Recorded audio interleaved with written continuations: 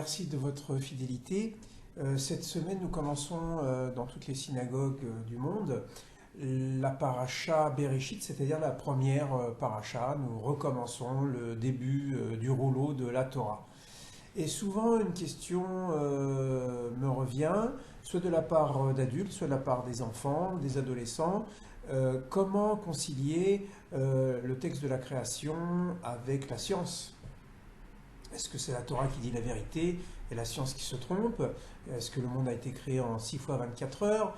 Ou est-ce qu'il faut suivre les avancées de la science qui nous dit que le monde a 14, enfin l'univers a 14 milliards d'années et que l'homme a déjà des centaines de milliers d'années d'existence? Ou bien est-ce que voilà, Dieu a façonné un être d'argile, il a comme une espèce de statue, comme un golem, il leur a insufflé, et puis voilà, cet homme sort de la terre, se soulève, et il devient le premier homme, et ensuite Dieu prend une côte ou un côté.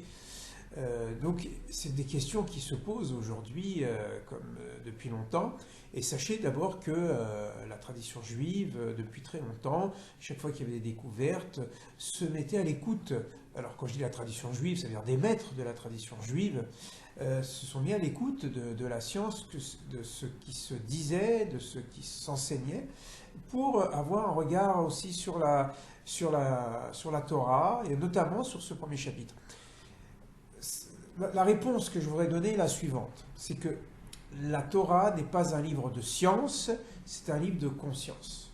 Dieu ne s'est pas révélé au mont Sinaï pour dire E égale MC2, ou pour dire que tout corps plongé dans un liquide reçoit de la part de ce liquide, enfin le principe d'Archimède, ou d'autres lois, tout simplement parce que Dieu a doté l'homme d'une intelligence, et que, au fur et à mesure de l'avancée des connaissances et du savoir, et avec le petit coup de génie, eh bien, des savants, comme des prophètes en quelque sorte, vont recevoir l'information de la connaissance. Les prophètes, ce sont ceux qui reçoivent le message de comment vivre, et les savants, eh bien, ce sont ceux qui reçoivent le message de comment ça fonctionne en quelque sorte. Oui, on peut dire que les savants sont comme des prophètes. La différence, c'est que les savants sont des prophètes d'Elohim, du Dieu créateur, alors que les prophètes sont les porte-paroles de Hachem, du tétragramme, ça veut dire de l'être transcendant.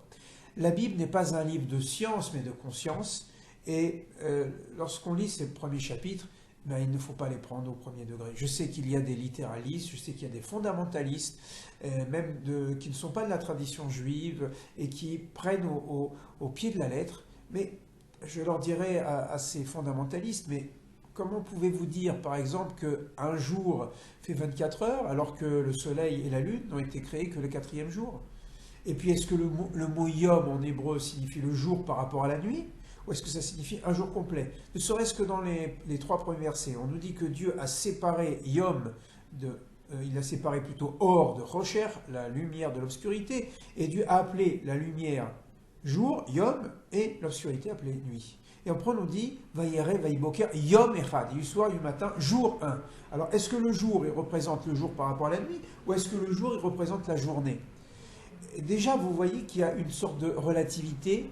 Et si en plus on nous dit que le soleil et la lune n'ont été créés que le 4e jour, comment les 3 premiers jours, il aurait pu avoir un jour avec rotation de la Terre autour de quoi? Donc la Terre serait là, le soleil et la lune n'existeraient pas encore. Vous voyez bien que ce texte doit être lu sur un autre plan, un autre degré d'interprétation. Ce que le texte veut nous dire.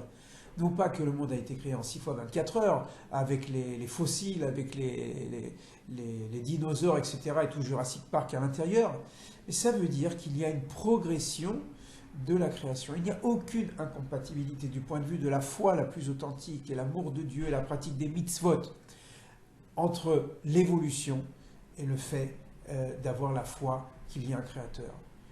On ne sait pas comment Dieu a créé le monde. nous essayons de deviner qu'il y a un Big Bang, qu'il y a un point originel. La seule question qui est fondamentale du point de vue de la religion, c'est est-ce que le monde se suffit à lui-même? Est-ce qu'il n'y a que de l'immanence, l'être et tout l'être, c'est-à-dire l'univers tout entier? Ou bien est-ce qu'il y a une transcendance au monde? Est-ce qu'il y a un être supérieur qui a créé? C'est la création de la création qui est plus importante que les modalités d'évolution. Oui, nous voyons tout simplement que l'humanité évolue. Prenez aujourd'hui les nouvelles générations. Vous voyez bien qu'il y a une évolution. Les nouvelles générations sont plus grandes que les anciennes générations. Pourquoi? Parce que les modes alimentaires ont changé, parce que les modes sanitaires ont changé, les cadres de vie ont changé. Il y a une évolution. Cela fait partie des règles que Dieu a instaurées dans le monde.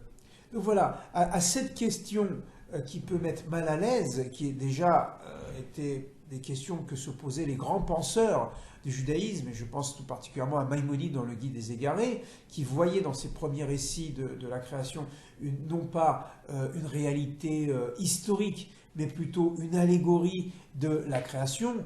On n'est pas obligé de penser qu'il y avait un serpent qui parlait, etc., et qui avait des pattes, et qui a tenté l'homme et la femme, mais simplement que ce serpent, ce Nachash, représente la partie inaccomplie de l'homme, parce que Dieu n'a pas réalisé un homme parfait, sinon ça aurait été le Messie ou ça aurait été un ange, mais qu'il y a une part d'incomplétude en l'homme et que l'homme, en portant son image divine en lui, eh bien, va pouvoir lutter contre ce serpent, contre ses désirs, ses passions animales, hein, sinon il sera dominé par eux. C'est ce que nous dit le chapitre 4 avec Caïn, lorsque Dieu lui dit « si tu t'améliores, et sinon tu ne t'améliores pas, voilà, la faute est tapie à ta porte ».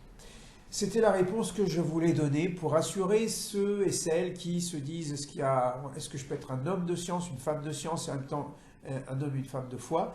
C'est tout à fait possible, on n'est pas obligé d'avoir une lecture fondamentaliste. On peut avoir une lecture littéraliste, mais la différence entre la lecture littéraliste et fondamentaliste est la suivante, c'est que le fondamentalisme est une idéologie, alors que, c'est-à-dire une manière d'imposer une vérité religieuse, comme il y a des vérités politiques qu'on voudrait imposer, alors que le littéralisme, c'est de comprendre ce que le texte dit et après avoir la capacité d'une certaine distanciation. Ce qui est important, c'est qu'est-ce que ces textes nous disent dans notre vie quotidienne, dans notre rapport à notre prochain, notre rapport au monde, notre rapport à la transcendance, notre rapport à Dieu, notre rapport à nous-mêmes. Et ces textes, si on les traduit, si on les médite, eh bien, ils portent une sagesse. Et c'est cette sagesse qui peut nous faire avancer dans notre humanité personnelle et collective. Voilà, à très bientôt pour une autre vidéo. Au revoir.